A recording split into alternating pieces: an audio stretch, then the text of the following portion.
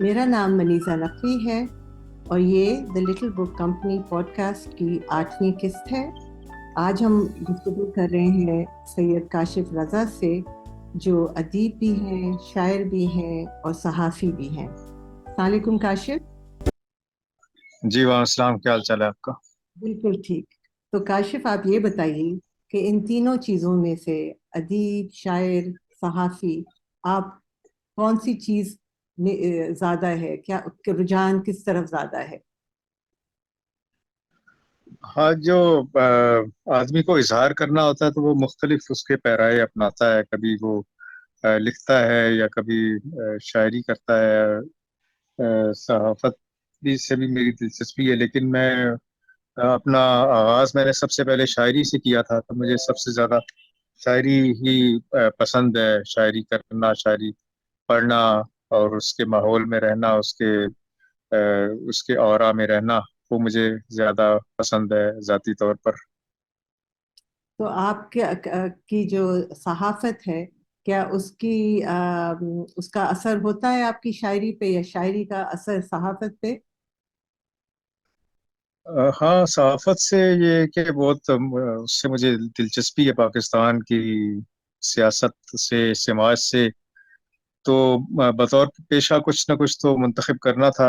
میں ٹیچنگ منتخب کر سکتا تھا یا صحافت مجھے زیادہ بہتر لگی، کیونکہ ٹیچنگ میں تو جن کلاسوں میں مجھے پڑھانے کا اتفاق ہوا، وہاں بولنا بہت زیادہ پڑتا تھا، مسلسل 40 منٹ تک بولنا پڑتا تھا اور زور زور سے بولنا پڑتا تھا، اور بچے چپ کرانے کا کام بھی بڑا زیادہ تھا۔ تو مجھے یہ بہتر لگا کہ صحافت کی جائے، اس سے بہتر لگا مجھے، اور اس سے وہ مجھے یہ ہے کہ جیسے میں یہ دیکھتا ہوں کہ ہمارے کافی ادیب جو ہیں وہ ایل انفارمڈ ہوتے ہیں یا بڑے نائیو ہوتے ہیں سیاسی معاملات کے بارے میں۔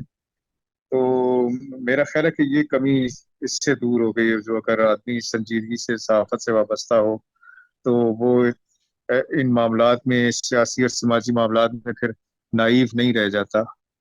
جی، اور آپ کا جو ناول ہے چار درویش اور ایک کچھوا، اس میں اس کی عکاسی ہوتی ہے جو آپ نے ابھی کہا۔ جی جی جی، اس میں ایک کردار ہے جو کہ صحافی ہے، بلکہ رپورٹر ہے۔ تو وہ میرے ارد گرد جو میرے دوست تھے جو صحافی تھے، تو ان میں سے ہی جوڑ توڑ کے میں نے وہ کردار بنایا ہے جاوید اقبال کا۔ جی، اور کچھ آپ ہمیں بتانا چاہیں گے اس ناول کے بارے میں زیادہ، تھوڑا سا اور؟ جی، وہ میں نے شروع کیا تھا تقریباً 2012 میں، تقریباً جب پاکستان میں دہشت گردی بہت زیادہ تھی، مذہبی بنیادوں پر دہشت گردی، اور ہر جمعے تقریباً ایک خودکش دھماکہ ہو جاتا تھا۔ تو پاکستان کا جو سوشل فیبرک تھا وہ بالکل شیٹر ہو چکا تھا اس دہشت گردی کی لہر کی وجہ سے، اور اس میں کوئی رستہ نظر نہیں آتا تھا۔ تو میں یہ سوچتا تھا کہ یہ اچانک تو یہ سلسلہ شروع نہیں ہوا، اس کی کوئی جڑ بنیاد ہے، اس کا کوئی ماضی ہے، اس کی کوئی تاریخ ہے۔ تو وہ میں تاریخ میں جب دیکھتا تھا تو جو پچھلے 100 سال کی خاص طور پر جو تاریخ ہے، تو اس میں مجھے اس کے ڈانڈے نظر آتے تھے کہ ہم نے جو آپشن استعمال کیا، ہمارے پاس جو آزادی کے وقت جو آپشنز تھے، ان میں سے جو آپشن ہم نے استعمال کیا، اور جو نفرت کی بنیاد پر ہم نے اپنے سیاسی فیصلے کیے، ہماری قوم نے، ہمارے لوگوں نے، تو اس کے اثرات جو ہیں یہ اب تک دیکھے جا رہے ہیں۔ بلکہ وہ دہشت گردی کی لہر ختم ہو بھی گئی ہے، تب بھی وہ جو مذہبی انتہا پسندی ہے وہ روپ بدل بدل کر سامنے آتی رہتی ہے، کبھی کسی صورت میں اور کبھی کسی صورت میں۔ وجہ یہ ہے کہ جو بنیادی مسئلہ ہے اس کو ٹیکل نہیں کیا گیا، اس کو حل کرنا تو درکنار، اس کو ابھی سمجھا ہی نہیں گیا کہ یہ پاکستان کا، ہمارے سماج کا بنیادی مسئلہ ہے کہ نفرت کی بنیاد پر ہم نے ایک ملک بنایا، اور اس کو ایک قوم بنانے کی کوشش کر رہے ہیں۔ تو وہ جو نفرت ہے وہ سب سے پہلے انسان کو خود کھا جاتی ہے، قوم کو خود کھا جاتی ہے۔ تو وہ یہ سارے سوال تھے میرے ذہن میں، جس کی بنیاد پر میں کچھ کرداروں کو سوچا، اور پھر میں نے وہ ناول لکھا۔ تو کیا میں جو آپ کہہ رہے ہیں اس سے یہ سمجھوں کہ جو پچھلے 2 دہائیوں سے یا 3-4 دہائیوں سے ہو رہا ہے پاکستان میں، اس کی ذمہ داری آپ کیا پاکستانیوں پہ ڈال رہے ہیں؟ نہیں، پاکستانیوں کی تو نہیں ہے. پاکستان جو ہے وہ ایک جو استعماری قوتیں ہیں ان کا بیٹل گراؤنڈ بھی رہا ہے. لیکن وہ بیٹل گراؤنڈ ان استعماری قوتوں کو دوسرے ملک بھی دستیاب تھے تو وہ تو نہیں بن سکے. تو یہ ایک فیوٹائل جو ہماری وہ تھی 100 سال کی تاریخ تھی، اور جو یہاں کی زمین زرخیز اس کو ملی استعماری طاقتوں کو، تو اس کی وجہ بھی ہے نا. یعنی دو طرفہ یہ ذمہ داری عائد ہوتی ہے، ہماری قوم کی بھی، ہمارے جو پولیٹیکل تھنکرز تھے ان پر بھی ذمہ داری عائد ہوتی ہے. استعمار کو تو ایک زرخیز زمین چاہیے ہوتی ہے. کچھ زرخیز زمینوں پر، کچھ زمینوں پر وہ 20 ایک سال نکالتا ہے، اس کے بعد وہاں سے چلا جاتا ہے. جیسے ویتنام ہے، ویتنام نے اپنی آزادی حاصل کر لی اور اب وہ امریکہ سے تجارت بھی کر رہا ہے، اور اس کی تجارت اربوں ڈالر میں ہے. دوسرے دنیا کے ملکوں سے بھی تجارت کر رہا ہے اور ترقی بھی کر رہا ہے. لیکن ہمارا ملک جو ہے وہ مسلسل 75 سال سے ان کے لیے استعماری قوتوں کے لیے ایک زمین بنا ہوا ہے. تو اس کی کافی ذمہ داری ہم پر بھی عائد ہوتی ہے.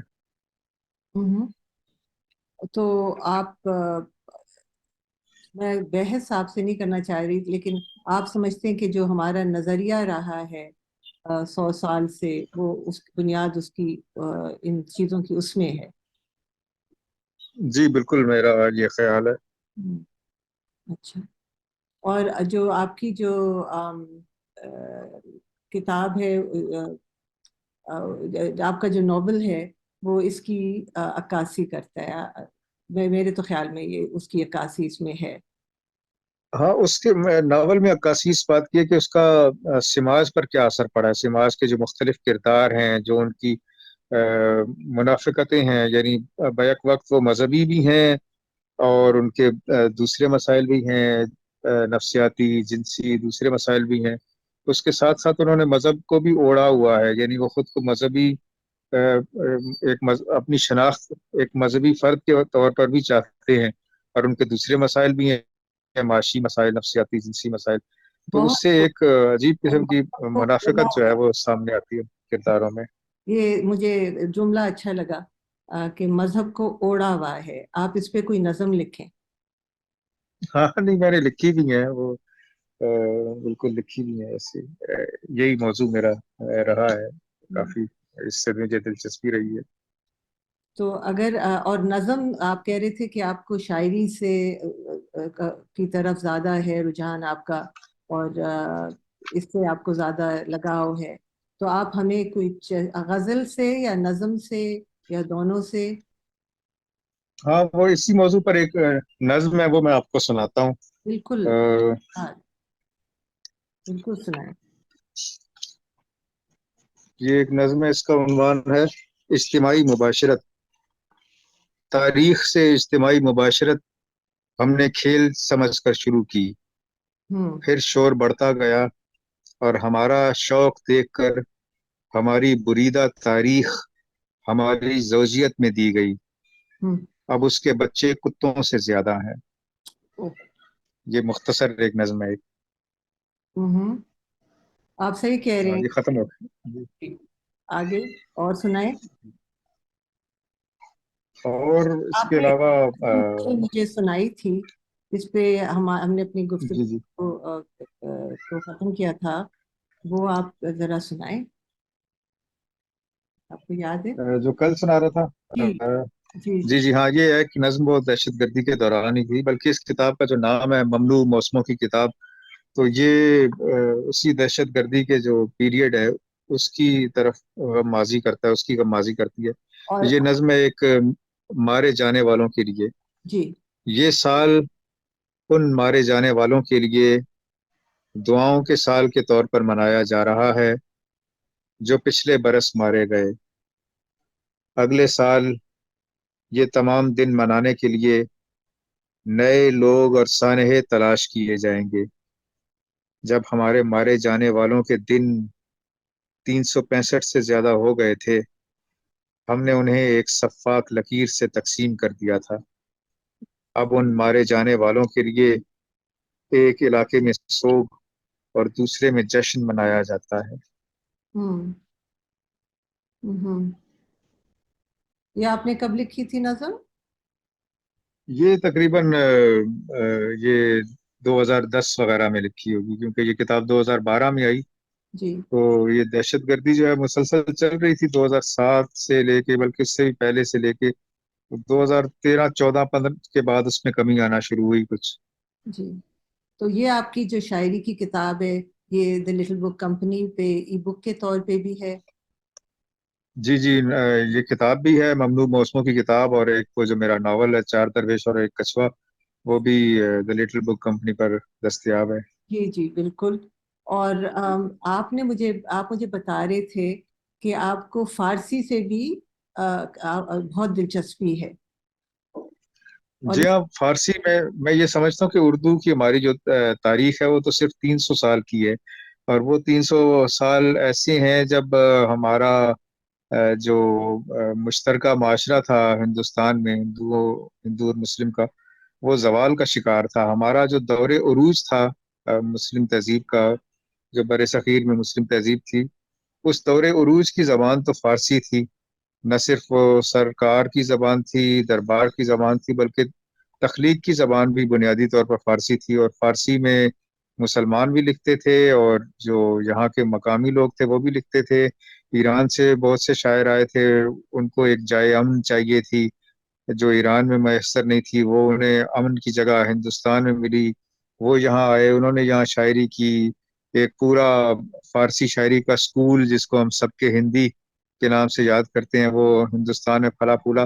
تو وہ 700 برسوں کا ورثہ ہے، اور اس کو ہم نے ڈسون کر رکھا ہے۔ اور افسوس کی بات یہ ہے کہ ایران بھی اس سے، چونکہ جغرافیائی طور پر وہ جو سارا سکول تھا سب کے ہندی کا، اور جو ہندوستان کے فارسی کو شاعر تھے وہ چونکہ ہندوستان کے تھے، تو ایران بھی اسے اس طرح سے اون نہیں کرتا۔ تو پھر وہ جو 700 برس کا ورثہ تھا، جو ہمارے سینکڑوں شاعر تھے، سینکڑوں ادیب تھے، تاریخ دان تھے، اس کو کون اون کرے گا؟ تو میرا خیال ہے کہ اس کے لیے ایک باقاعدہ ایک تحریک کی ضرورت ہے کہ وہ 700 برسوں کا ورثہ، اس 700 برسوں کا جو تجربہ ہے، جو تخلیقی تجربہ ہے، اس کو ہم اون کریں۔ تو مجھے تو اس سے کافی دلچسپی ہے۔ ویسے تو ایرانی فارسی شاعری سے بھی دلچسپی ہے، لیکن جو برصغیر پاک و ہند میں فارسی ادب لکھا گیا، شاعری اور دوسری چیزیں، اس سے مجھے دلچسپی ہے کافی، اور چیزوں کے علاوہ۔ کیونکہ جن کو ہم اون بھی کرتے ہیں، جن شاعروں کو، جیسے مرزا غالب یا علامہ اقبال، محمد اقبال، تو ان کی جو زیادہ کلام ہے وہ تو فارسی میں ہی ہے، جس کو لوگ پڑھ بھی نہیں سکتے۔ جی جی بالکل، غالب اور اقبال دونوں کے کلام کی اگر مقدار دیکھی جائے تو فارسی میں زیادہ ہے۔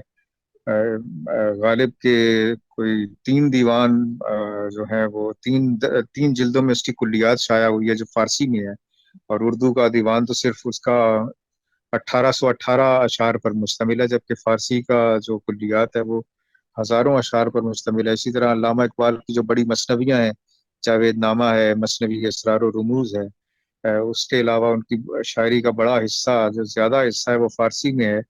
جی اس کے علاوہ بھی ہمارے شاعر ہیں، جیسے میر تقی میر ہے، جو اردو میں انہوں نے زیادہ شاعری کی، لیکن فارسی میں بھی ان کا ایک ضخیم دیوان موجود ہے۔ اور ہمارا کوئی بھی شاعر جو بڑا شاعر ہے، وہ ایسا نہیں گزرا جس نے صرف اردو میں شاعری کی ہو، یا جو صرف اردو کا عالم ہو۔ ہمارے جتنی کلاسیکی شاعر تھے علامہ اقبال سے پہلے، وہ نہ صرف ان کو فارسی بلکہ عربی بھی آتی تھی، بلکہ فارسی میں انہوں نے کچھ نہ کچھ تھوڑا یا زیادہ کلام بھی کہہ رکھا ہے اس میں۔ ایون مولانا حالی شامل ہیں جنہوں نے عربی میں بھی غزلیں کہی ہوئی ہیں۔ جی تو یہ ہمارا وہ رواج تھا جی، اس کے جس بعد کی وجہ سے ہم اپنے پچھلے جو 1000 سال کے ورثہ ہے اس سے کنیکٹڈ تھے ہم۔ جی اب تقسیم کے بعد سے یہ فارسی کا رواج کم ہوا ہے، اس سے نقصان صرف یہ نہیں ہوا کہ ہم فارسی کے ایک عظیم ورثے سے محروم ہو گئے ہیں، بلکہ ہم اپنی ہی تاریخ سے ڈسکنیکٹ ہو گئے ہیں۔ بالکل۔ تو ہم ہم تو زیادہ تر اپنی زبانوں سے، خیر فارسی اپنی تو زبان نہیں تھی، لیکن جو ہمارے خطے کی زبانیں ہیں، ان سے تو ہم بالکل ہی ڈسکنیکٹڈ ہیں۔ آپ کا نہیں خیال کہ آپ فارسی کی بات کر رہے ہیں، لیکن ہم اپنی زبانوں سے پہلے فارسی کی بات کرتے ہیں؟ میں صرف آپ سے نہیں، فارسی کی میں اس لیے ذکر کرتا ہوں کیونکہ ہمارا جو مین لینڈ میں جس میں ہمارا وہ تخلیقی تجربہ سب سے زیادہ نمو پا رہا تھا، یعنی یو پی کا اور پنجاب کا علاقہ جو تھا، وہاں فارسی کا رواج تھا، اور ہمارے جو تخلیقی اذہان تھے ان کی اکثریت اس علاقے میں رہتی تھی، یعنی پنجاب میں، اور پنجاب سے لے کے بنگال تک کا جو درمیانی علاقہ تھا، جی تو یہاں کا تخلیقی تجربہ فارسی میں ہوا۔ اب یہ جو دوسری ہماری زبانیں ہیں، پنجابی ہے، سندھی ہے، پشتو ہے، اس میں شاعری کا ورثہ کافی زیادہ ہے، کیونکہ ان زبانوں میں اور ہمارے ہندوستان کی ساری جو لوک روایت ہے وہ وربل روایت ہے، یعنی وہ لوگ جو ہے نا لکھنے کی طرف بعد میں آئے، تحریر کی طرف بعد میں آئے، زبانی روایت تھی، تو زبانی روایت جس بھی ملک کی ہوتی ہے وہاں شاعری پہلے پنپتی ہے، تو یہ جتنی بھی ہمارے مقامی زبانیں ہیں ان میں شاعری کی روایت ہے، مضبوط روایت ہے، نثر کی روایت وہاں کم ہے، جی تو نثر کی روایت وہاں اب تقسیم کے بعد زیادہ مضبوط ہونا شروع ہوئی ہے، تو اس سے بھی ہمیں استفادہ کرنا چاہیے، کیونکہ وہ اس میں ہماری مٹی کا رنگ ہے، جیسے شاہ عبداللطیف بھٹائی ہیں، میں پچھلے سال ان کا شاہ جو رسالو ہے وہ سندھی میں اور ساتھ ایک اردو ترجمے کے ساتھ اس کو پڑھ رہا تھا، تو میں یہ دیکھ رہا تھا کہ وہ فارسی کی جو رومی کی مثنوی مانوی ہے،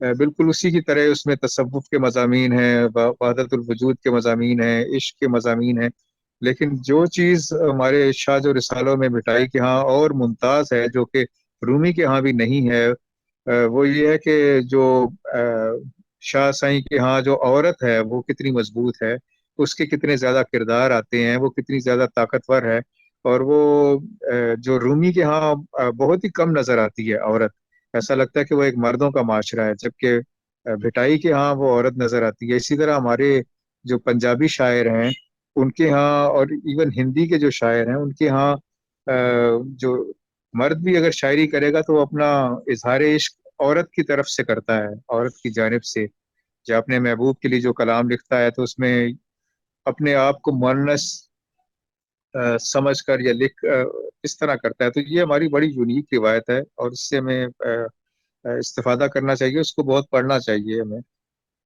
ہوں۔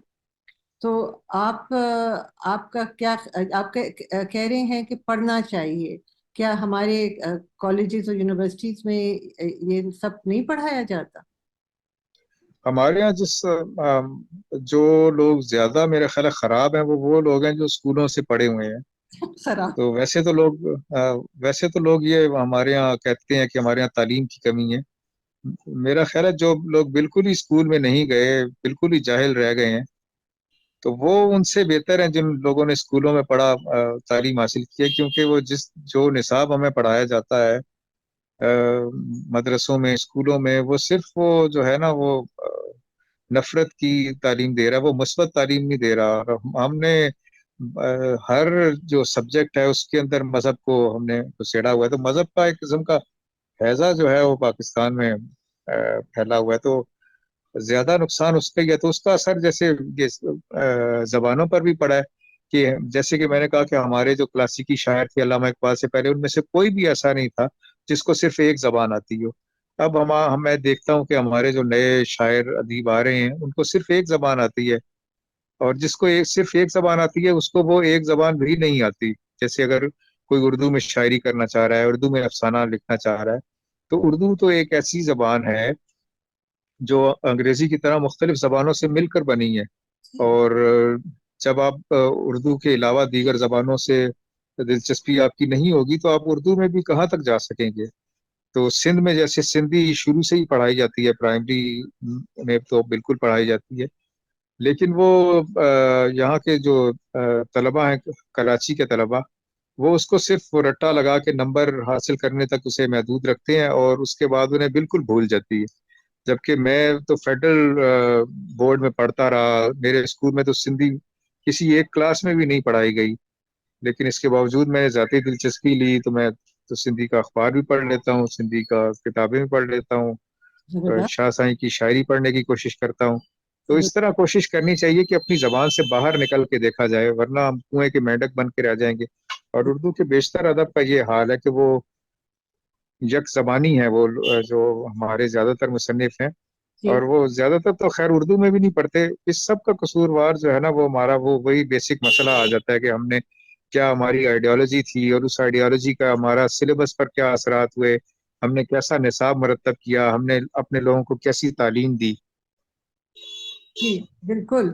تو یہ تو ایک بہت ہی یہ مجھے سب سے بنیادی چیز لگتی ہے جو ایک بہت بڑا غضب ہو گیا ہمارے ملک میں. وہ یہی تھا کہ ہم نے اپنی ایک شناخت بنانے کی کوشش کی, صرف ایک, اور اس میں بھی ہم کامیاب نہیں ہو سکے, اور ہم نے اپنی زبانوں کو اور اپنی جو ہسٹری کو بالکل ہی ایک مٹانے کی کوشش کی. تو اس میں ہم پہ اس کا بہت ہی گہرا اثر ہوا ہے, اور کچھ سمجھ نہیں آتی کہ اس میں سے کس طرح سے نکلا جائے. جی جی بالکل. وہ کسی بھی آدمی کی شناخت جو ہے وہ اکہری نہیں ہوتی. جیسے دنیا کے اور خطوں میں بھی کئی طرح کی شناختیں ہوتی ہیں. تو جو لوگ جیسے وہ جہاں پر ایک ہی زبان کے لوگ رہتے ہوں, جیسے بنگلہ دیش ہے, تو وہاں تو یہ چل سکتا ہے. لیکن پاکستان کے لوگوں کی بہت سی اور شناختیں بھی تھی. جیسے سندھ کے لوگ ہیں, ان کی ایک سندھی شناخت ہے. پنجاب کے لوگوں کی یہ شناخت بھی ہے کہ وہ پنجابی ہیں. اس کے ساتھ وہ ایک ایسے خطے میں بھی ہیں جہاں اردو رابطے کی زبان ہے, تو اردو کلچر سے بھی وابستہ ہیں.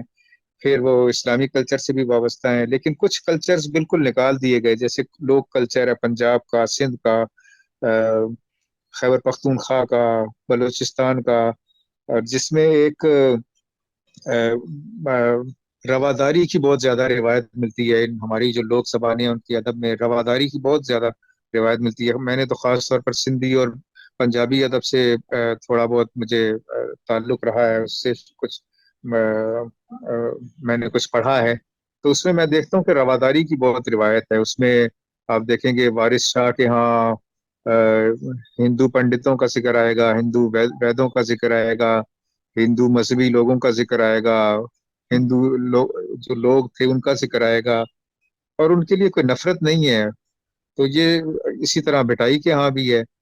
تو ہم نے جب اکہری شناخت کی کوشش کی تو ہم نے خود کو بڑا پاک اور پوتر بنانے کی کوشش کی, تو دیگر شناختوں کو ہم منہا کرتے چلے گئے, جس کی وجہ سے بڑا نقصان ہوا ہے. اور اب اس سے نکلنے کا راستہ یہ ہے کہ ہماری جو لوک شناختیں ہیں ان کو بھی مضبوط کیا جائے. اردو تو رابطے کی زبان رہے گی, اس کو کوئی خطرہ نہیں ہے. جو یہ کہتے رہتے ہیں کہ اردو کو خطرہ ہے, وہ تو رابطے کی زبان رہے گی, کیونکہ پنجابی, سندھی, پشتو, بلوچی وہ تو پورے پاکستان بھر میں رابطے کی زبان نہیں بن سکتی. لیکن ہم تو صرف آپ نے ان 4 زبانوں کا کہا, لیکن یہاں تو 80 زبانیں بولی جاتی ہیں. پنجاب کے اندر مختلف زبانیں ہیں جو صوبہ ہے. سندھ کے اندر صرف سندھی کے علاوہ بھی اور زبانیں ہیں. اسی طرح سے پختونخوا میں اور بلوچستان میں بھی. تو تو شاید 80 سے زیادہ زبانیں جن کو ہم کہیں گے کہ وہ ڈائلیکٹس ہیں, لیکن نہیں وہ زبانیں ہیں. تو ہم نے ایک اپنے اوپر ایک ذرا بہت ہی اپنے آپ سے بہت زیادتی کی ہے, اور شاید اس میں ایلیٹزم کا بھی بہت تعلق ہے, کلاس ڈفرینسز کا بہت زیادہ تعلق ہے.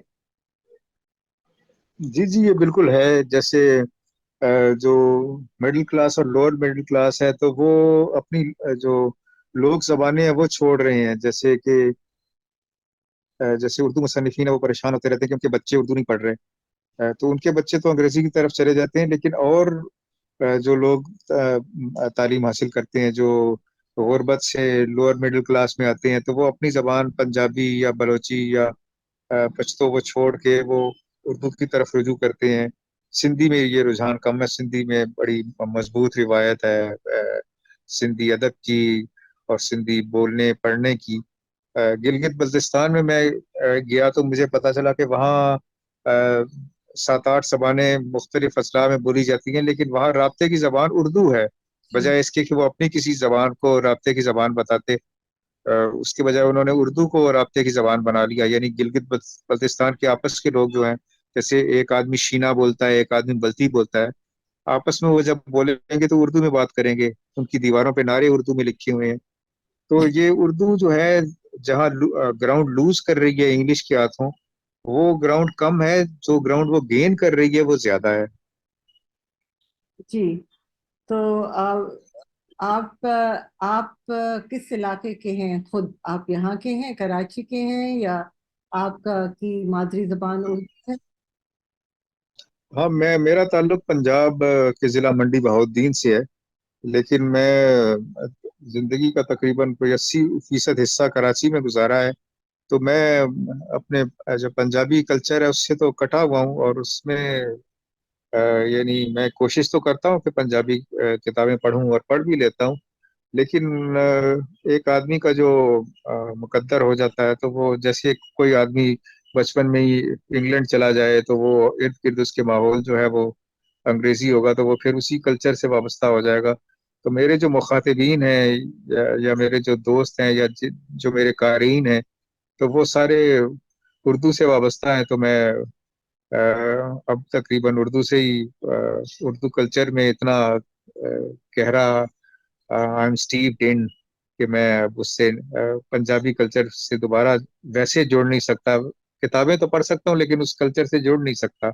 ये देखिए ना कि अब आप जिस तरह से बोल रहे हैं, मुझे मुश्किल हो रही है आपके सारे अल्फाज समझने में। आप इतनी मेरे लिए बहुत मुश्किल हो रही है कि आपकी उर्दू जो है वो एक ऐसे लेवल पे है जहाँ जो मुझे नहीं समझ आ रही। कि मैं तो उर्दू दानों की औलाद हूँ, लेकिन उर्दू नहीं ठीक तरह से बोल सकती, ना समझ सकती, ना लिख सकती। वो अंग्रेजी की तरफ है पूरा सिस्टम हमारा। तो तो ये तो हम सबके साथ हुआ ना। जी जी बिल्कुल। लेकिन यहाँ ये कि आप पंजाब से, मंडी बहाउद्दीन से, आपकी पैदाइश उधर की है, मंडी बहाउद्दीन की, या खानदान वहाँ का है? नहीं, खानदान वहाँ का, पैदाइश मेरी सरगोदा की है। वजह यह कि मेरे वालिद साहब एयरफोर्स में थे, तो वो जिस बेस में होते थे, तो वहाँ मुख्तलिफ बेसिस पे हमारे जी बहन भाई पैदा होते थे जहाँ हम जाते थे। तो जब वो मैं पैदा हुआ तो वो सरगोदा में थे, इसलिए मैं जी। सरगोदा में पैदा हुआ। उसके बाद से मैंने सरगोदा नहीं देखा कभी भी। अच्छा, इसीलिए आपकी किताब में मंडी बहाउद्दीन का बहुत जिक्र है आपके नॉवल। जी जी, हाँ, वो नावल में है। वो मैंने, चूंकि मेरा इलाका था वो बड़ा तारीखी इलाका है। जब सिकंदर ने हिंदुस्तान पे हमला किया और पंजाब पे हमला किया, तो राजा पोरस से जो उसकी लड़ाई थी हुई, वो दरियाए झेलम के किनारे तकरीबन उसी इलाके में हुई जो अब मंडी बहाउद्दीन में है। और झेलम तो बड़ा एक दुबला पतला सा जिला है, तो वो मंडी बहाउद्दीन में वहाँ मूंग का कस्बा है। तो वहाँ उसके आसार मिलते हैं। फिर जो फालिया है वो भी, उसका जो घोड़ा था बोसीफेलस, हम्म, उसके नाम पर फालिया का नाम रखा गया। वहाँ उसके उसके घोड़े की कब्र भी है। तो ये जो थी, ये खबर यहाँ तारीख उसकी है। तो मंडी बहाउद्दीन में है? जी जी, फालिया उसकी तहसील है मंडी बहाउद्दीन की। अच्छा। तो नहीं, मैं सिकंदर का घोड़ा जो था उसकी कब्र यहाँ है? जी जी, फालिया में है, मंडी बहाउद्दीन में, बिल्कुल। वाह। अच्छा, तो ये जो इलाका है झेलम का, आम, यहाँ इसमें उकाड़ा किधर आता है? इधर ही आता है, झेलम के इलाके में आता है? नहीं, उकाड़ा तो लाहौर के पास है। और के पास? अच्छा, नहीं, मैं पूछा इसलिए पूछी थी कि ये जो हमारे ये जो घोड़ों के फार्म्स हैं, स्टड फार्म्स वगैरह, वो झेलम के इलाके में कहीं और है? मैं बस पता नहीं किस तरह से। नहीं नहीं, वहाँ नहीं है। वो मैदानी इलाकों में ज्यादा है। वो नीचे की तरफ जो बार के इलाके हैं ना, जी। वहाँ घोड़े होते हैं। बार के इलाका जो फैसलाबाद, टोबा टेक सिंह, साहिवाल, हम्म, इवन उकाड़ा, इस इनको ये बारें कहलाती हैं पंजाब में। तो यहाँ घोड़े काफी पाले जाते हैं। मेरे इलाके में घोड़े कम है, मवेशी ज्यादा होते हैं, हम्म, जिसको मज कहते हैं, भैंस। वो गुजरात वगैरह में, मंडी बहाउद्दीन में, झेलम में वो ज्यादा होती है। हम्म। आपने कभी खैर, आपकी जो किताब है, आपका जो नॉवल है, चार दरवेश और एक कछुआ, वो उसमें तो बहुत हिस्ट्री है। पर कभी आपने सोचा कि आप नॉन फिक्शन भी लिखें, हिस्ट्री पे लिखें? میں نے نان فکشن لکھا بھی ہے. میں نے جب مختلف ملکوں کا سفر کیا تو ان کے سفر نامے میں نے ایسے نہیں لکھے کہ میں ون فائن مارننگ میں ایک جگہ جہاز سے اترا اور میرا سفر شروع ہو گیا. وہ مختلف وہ سفر کے دوران مجھے کوئی نہ کوئی سوال جو ہے وہ میرے پیش نظر رہتا ہے. تو میں نے کچھ سفر نامے لکھے بھی ہیں, لیکن ان کو میں سفر نامے یا ٹریولاگ نہیں کہتا, میں ان کو نان فکشن کہتا ہوں. تو اس طرح کے میں نے ترکی کے بارے میں, ایران کے بارے میں لکھے ہیں, اور انڈیا کے بارے میں, اور ایک افریقہ کے بارے میں لکھ رہا بھی ہوں. تو اس میں کافی ہسٹری بھی آ جاتی ہے اور باقی چیزیں بھی آ جاتی ہیں. اصل میں کوئی بھی سوال ہوتا ہے, یعنی کسی ملک, کوئی ملک اگر اچھا لگتا ہے یا برا لگتا ہے, جیسے پاکستان میں مسائل ہیں, تو اس کا تعلق, ان مسائل کا تعلق, اچھے یا برے جو معاملات ہوتے ہیں ان کا تعلق اس کی ہسٹری سے ہوتا ہے کہ اس کے پرکھوں نے کیسے مختلف مسائل کو ہینڈل کیا جس سے پازیٹیو یا نیگیٹو آؤٹ کم نکلا. تو وہ تو نان فکشن میں آتا ہی ہے, اور میں لکھتا بھی ہوں, اور مزید بھی لکھ رہا ہوں, انشاءاللہ مزید بھی لکھوں گا. تو کاشف, اس جگہ ہم اب رکیں گے تھوڑا سا, پھر واپس آ کے گفتگو کو جاری رکھتے ہیں, ٹھیک ہے؟ ٹھیک ہے جناب.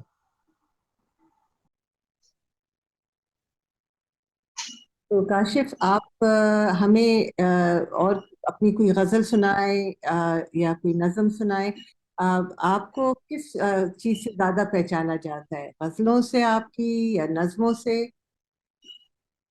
ہاں, اب تو مجھے خیر وہ ناول میرا زیادہ ہی مشہور ہو گیا, یعنی جی میری توقع اور بلکہ خواہش سے بھی زیادہ مشہور ہو گیا. تو مجھے ناول نگار کے طور پر جانا جاتا ہے, لیکن اس سے پہلے مجھے نظم کے شاعر کے طور پر جانا جاتا تھا, کیونکہ میری جو پچھلی کتاب تھی ممنوع موسموں کی کتاب, اس میں صرف نظمیں تھیں.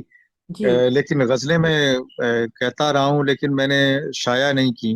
تو مہم، غزل کے شاعر کی حیثیت سے لوگ کم جانتے ہیں مجھے, مہم، کیونکہ وہ شائع نہیں ہوئی. اور اب میرا خیال ہے کہ اب میں جو اگلی کتاب لاؤں گا تو اس میں غزلیں زیادہ ہوں گی اور کچھ آزاد نظمیں ہوں گی. مہم. تو آپ چاہیں گے کہ ایک غزل اپنی جو نئی کتاب میں ہے وہ سنائیں, یا کوئی پرانی غزل اپنی سنائیں؟ جی, میں آپ کو سنا دیتا ہوں.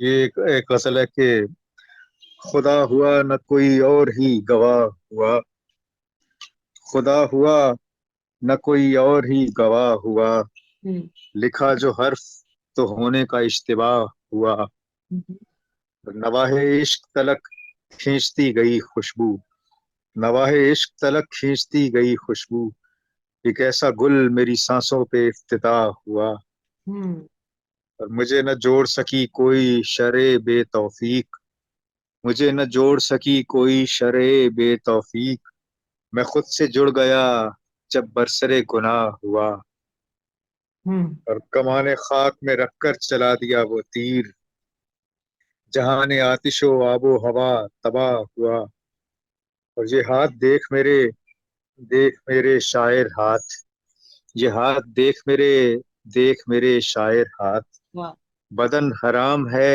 ان پر نہ جو مباح ہوا, ہم، اور یہ کیا حوث ہے کہ ملتا مجھے زیادہ وہ, میرے لیے تو وہ اتنا بھی بے پناہ ہوا, ہم، عجیب کیا ہے کہ تم سے نہیں نبھی میری, میرا تو خود سے بھی کم ہی کبھی نباہ ہوا, اور کسی بھی رنگ میں کھنچتی نہ تھی میری تصویر, کسی بھی رنگ میں کھنچتی نہ تھی میری تصویر, میں بن گیا کوئی کاغذ اگر سیاہ ہوا.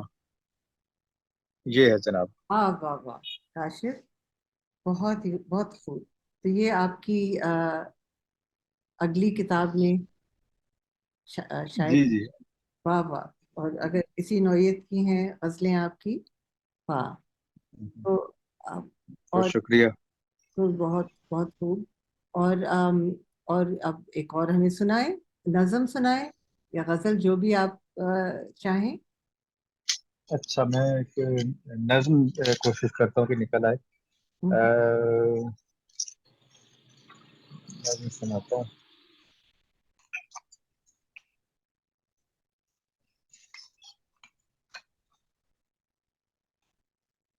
ہاں جی، یہ نظمیں نکل آئی.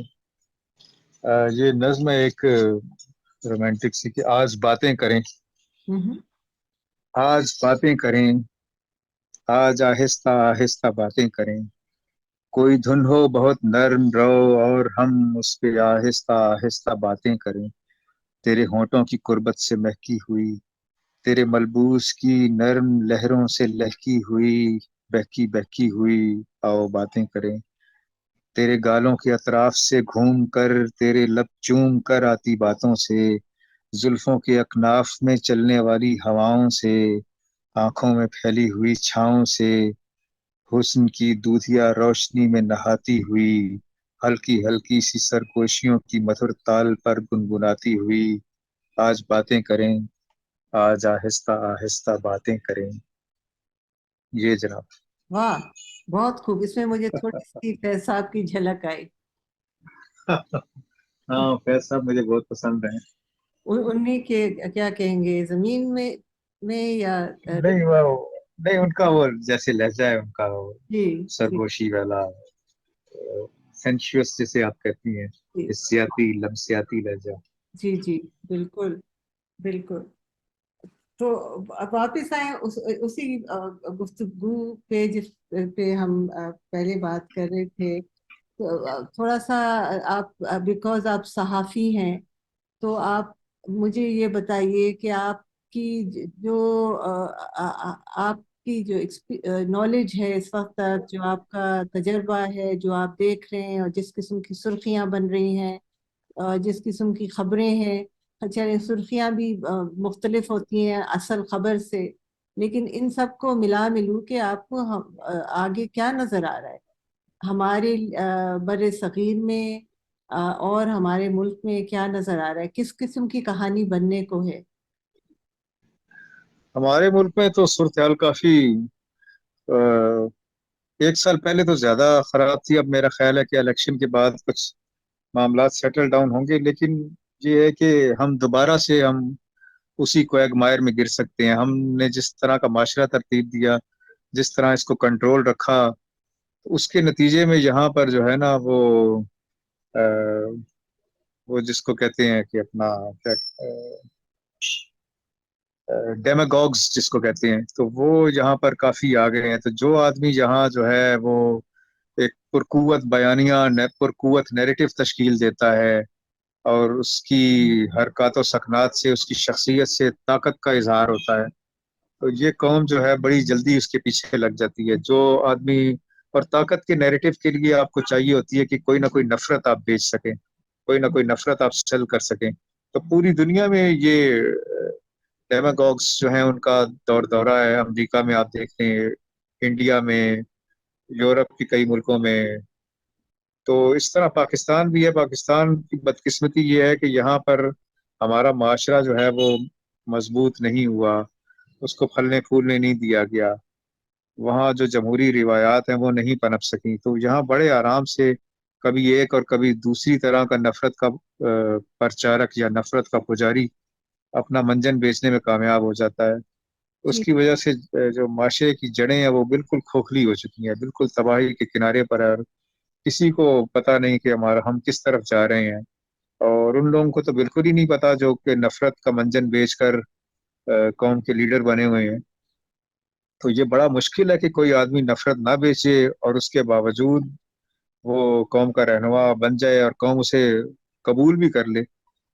یہ ناممکن کام اگر ہو جائے تو پاکستان جو ہے وہ ایک، اس کا فیوچر شاندار ہو سکتا ہے، اچھا ہو سکتا ہے، جی لیکن اس کا امکان کم لگتا ہے. اب جو توقع ہے وہ اب ایلیٹ سے ہی رہی ہے کہ جو کام ایلیٹس نے بگاڑا ہے اسے درست بھی ایلیٹس ہی کریں گے. ہمارے جو اسٹیبلشمنٹ ہے، جو ہماری فوج ہے یا سیاستدان ہے، جو ہمارے پڑھے لکھے لوگ باقی رہ گئے ہیں، انہوں نے اس کو خراب کیا، وہی ٹھیک کر سکتے ہیں. عوام تو بالکل جو ہے نا وہ جیسے عربی میں ایک کہاوت ہوتی ہے کہ العوام و کل انعام، کہ عوام جو ہیں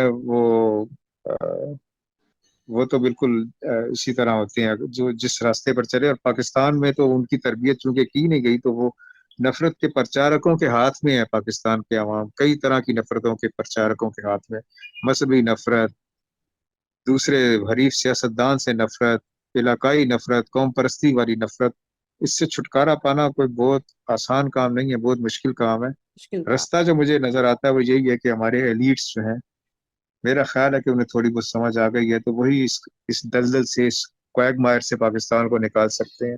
جی بالکل، میں میرا خیال ہے کافی حد تک آپ سے اتفاق کرتی ہوں، لیکن اس میں تھوڑا سا شامل کر دوں اور بھی بات کہ ایک طرف تو نفرت، لیکن میں اس کو شاید نفرت بھی نہیں سمجھتی۔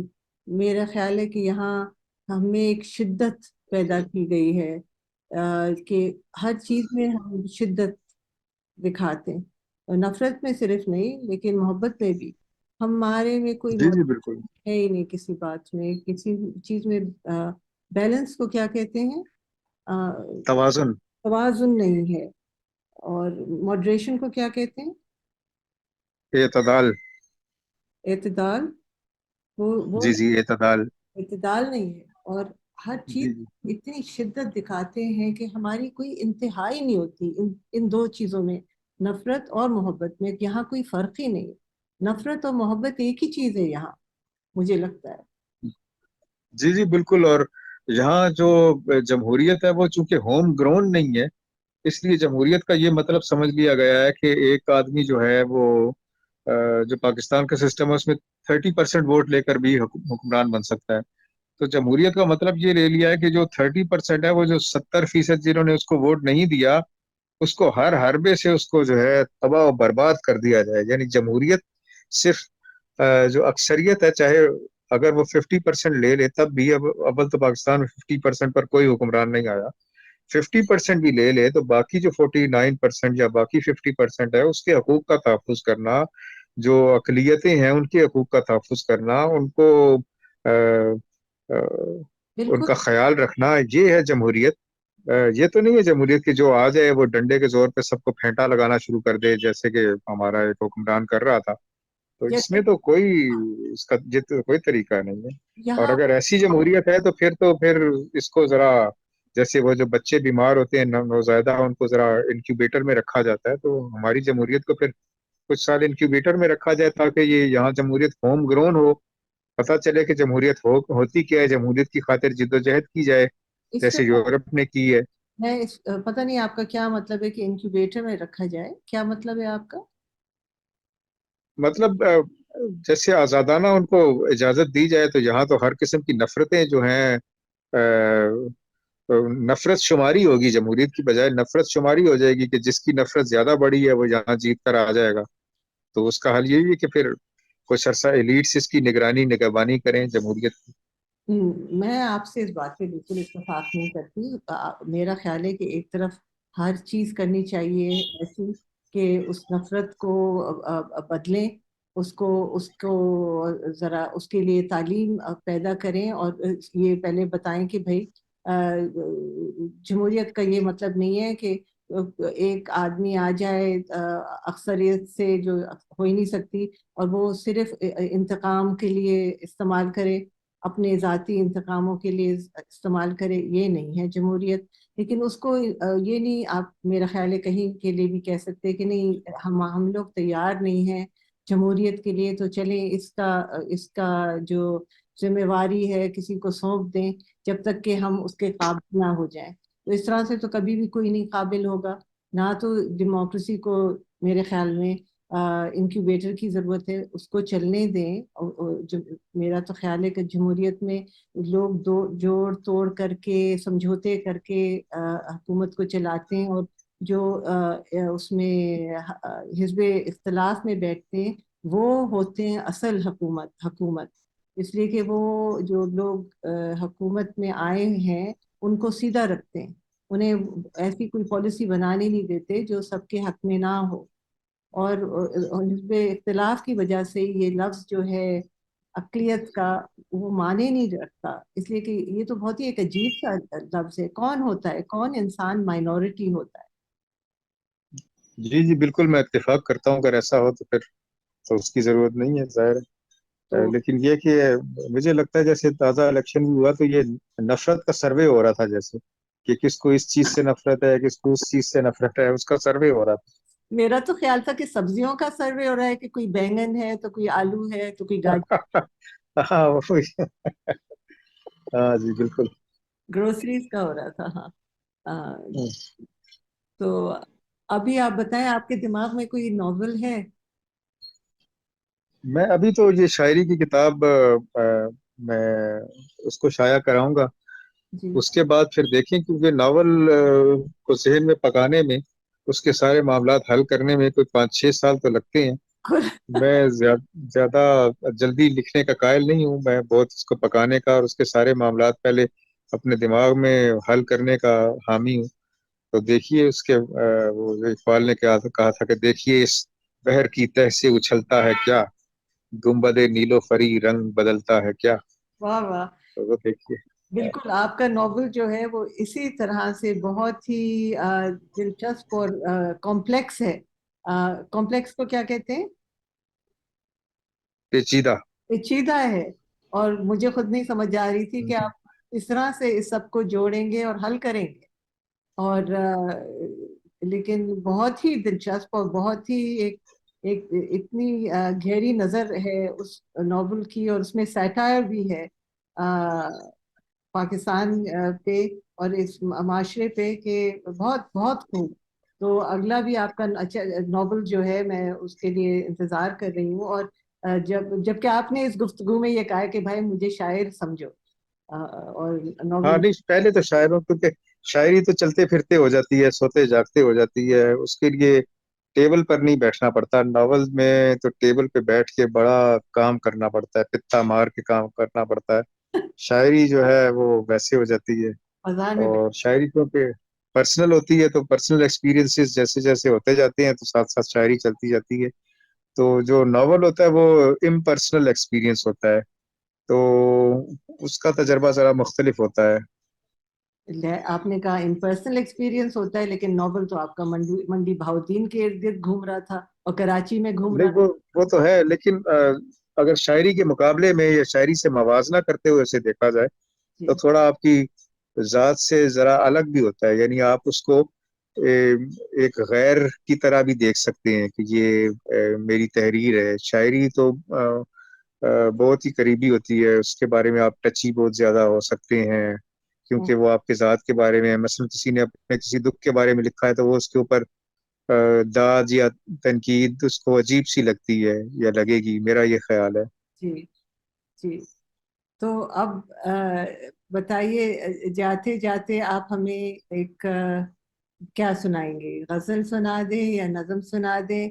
अब ये नहीं, उससे पहले मैं आपसे ये पूछना चाह रही थी कि आपने कुछ कराची पे लिखा नज्म या गजल? आपकी पूरी किताब तो कराची में ही घूमती फिर रही है, लेकिन आपकी या एक हिस्सा किताब का कराची में घूमता है, लेकिन आपने कोई गजल या नज्म कराची के लिए लिखी? हाँ जी जी, कराची पर भी काफी हैं। नसरी नज़में भी हैं कराची पे, और मैं कराची पर आपको सुना देता हूँ। मैं एक सेकेंड निकालता हूँ। कराची पर भी हैं नज़में। बिल्कुल जब सुना। कर, जब ये मजहबी दहशतगर्दी नहीं थी उससे पहले कराची की हालात बहुत ज्यादा खराब थे, तो यहाँ दूसरी किस्म की दहशतगर्दी बहुत हो रही थी, लिसानी और नस्ली किस्म की बहुत हो रही थी। उस पर मैंने एक वो नज्म लिखी थी, वो आपको सुना देता हूँ। बिल्कुल सुना। ये है कराची डेथ सर्विस। जिंदगी से मौत तक एक कड़ी मसाफत है, हम इसे सहूलत से तय कराते हैं, और आपसे 30 रुपए फी गोली कीमत भी नहीं लेते। हम्म। आपके लिए हम पटसन की गांठों से कफन तैयार करते हैं, जिसकी खुशबू नींद आवर होती है। हमारे रजाकार आपकी लाश उठाते हैं, और हमारी एम्बुलेंस आपके लिए ट्रैफिक को चीरती हुई निकलती है। हमारे अस्पताल में आपके गुर्दे निकालने की कोशिश नहीं की जाती, और हम अपने अंधों को भी अंधा रहने देते हैं। हम आपके लवाहिकीन को ढूंढ निकालते हैं, और आपकी ताज़ियत में सबकत हासिल कर लेते हैं। अखबारात आपकी मौत पर हमारे शोक का ऐलान अखबारात आपकी मौत पर हमारे शोक का ऐलान नुमाया मकाम पर शाया करते हैं। तारीख में आपका नाम महफूज हो जाता है, खुदा आपको जन्नत में जगह अता कर देता है। یہ تھا کہ کراچی میں وہ جب مارتے بھی تھے وہ خود ہی آ کے تعزیت بھی کرنے لگتے تھے، تو اس پر یہ میں نے ایک نظم لکھی تھی۔ اور کوئی ایسی نظم لکھی ہے جو کراچی سے محبت کا اظہار کرے؟ ویسے تو یہ بھی ایک طرح سے محبت کا اظہار ہے، کوئی اور نظم بھی لکھی ہے کراچی پہ؟ ہاں، محبت کا اظہار اس طریقے سے ہی ہوتا ہے کہ میرے شہر کے ساتھ کیا کیا جا رہا ہے، تو اس طرح کی ہیں نظمیں۔ باقی تو محبت کی نظمیں میری ویسے زیادہ ہیں جو کہ شہر سے نہیں ہیں بلکہ اشخاص اور افراد سے محبت کے بارے میں زیادہ ہے، غزلیں بھی نظمیں بھی۔ تو اور کوئی نظم سنائیں یا ہم ادھر اپنی گفتگو کو ختم کریں؟ ہاں، میں ایک نظم آپ کو سنا دیتا ہوں، یہ ہے تمہیں تکتے ہی جانے کیوں، تمہیں تکتے ہی جانے کیوں اجڑ جاتی ہیں آنکھیں، اجڑ جاتی ہیں جیسے پھر انہیں کھلنا نہیں ہو، اجڑ جاتی ہیں آنکھیں جیسے ان کے نرم بستر پر کبھی بچھ سکنے والے سبز لمحے اپنی چادر کھینچ کر واپس چلے جائیں۔ تمہیں تکتے ہی جانے کیوں ایک ایسے درد کی ایک لہر ان میں دوڑ جاتی ہے کہ جیسے خواب ہو ٹوٹا ہوا تم اور میرا پاؤں اس کی کرچیوں پر آ گیا ہو۔ انہیں روکا بہت ہے پر تمہیں تکنے بہت آگے نکل جاتی ہیں آنکھیں، جیسے تم سے پھر انہیں ملنا نہیں ہو، اجڑ جاتی ہیں تم کو دیکھ کر ایسے کہ جیسے دید کوئی زخم ہو جس کو کبھی سلنا نہیں ہو۔ یہ آنکھیں ایسی بے ثروت نہیں ہیں پر تمہیں دیکھیں تو چہرے سے بچھڑ جاتی ہیں آنکھیں، تمہیں تکتے ہی جانے کیوں اجڑ جاتی ہیں آنکھیں۔ واہ، سید کاشف رضا، آپ کا بہت شکریہ۔ آپ کا بھی بہت شکریہ۔